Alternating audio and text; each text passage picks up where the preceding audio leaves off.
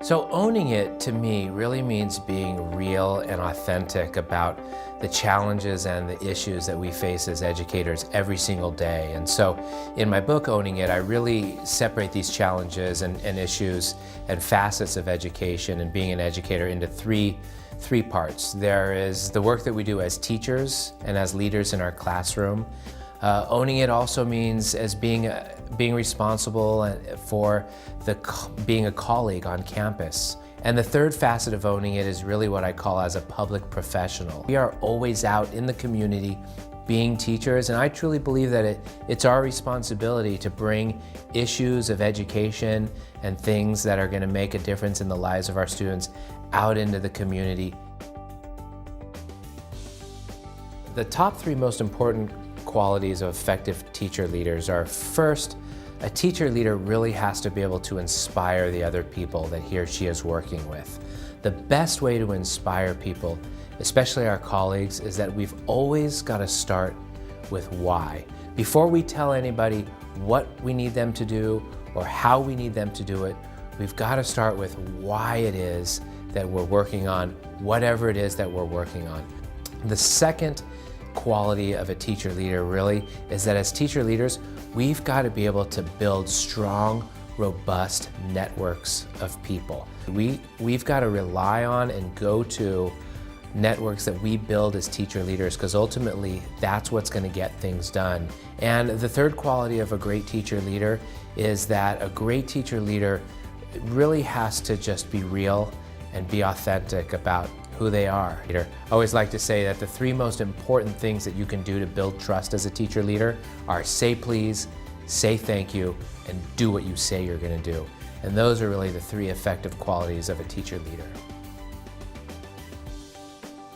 My students have really taught me to be a more powerful teacher by just demanding that I listen. Every student has a unique story, and every student has issues that they're dealing with both at school and at home. And so one of the things that I've really had to learn about my students is to just stop, to listen to what it is that they need, be empathetic toward that, but at the same time continue working on their goals and on the academic achievement that they're going to need in order to be successful in life.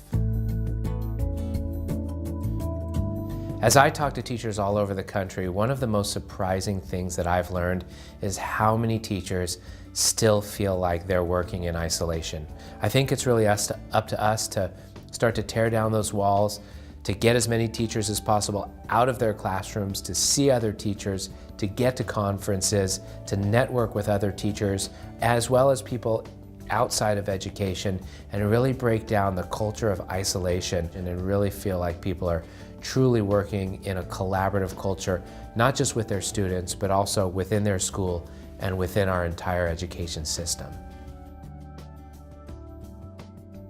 So one of the things that I spent a lot of time talking about are really some real implementable ideas on how teachers can pay attention to what interests the students have, what they're already walking in interested about, and how we can take that and put it into the lessons that we teach. So again, stop trying to take the curriculum and forcing it into students' lives. Instead, take students' lives and put it into the curriculum.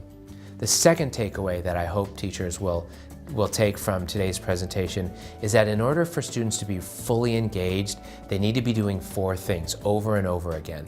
They need to think about it, they need to talk about it, they need to read and write about it, and they need to share it with each other. Not necessarily in that order, but real engagement means them constantly thinking, talking, reading and writing, and sharing over and over again.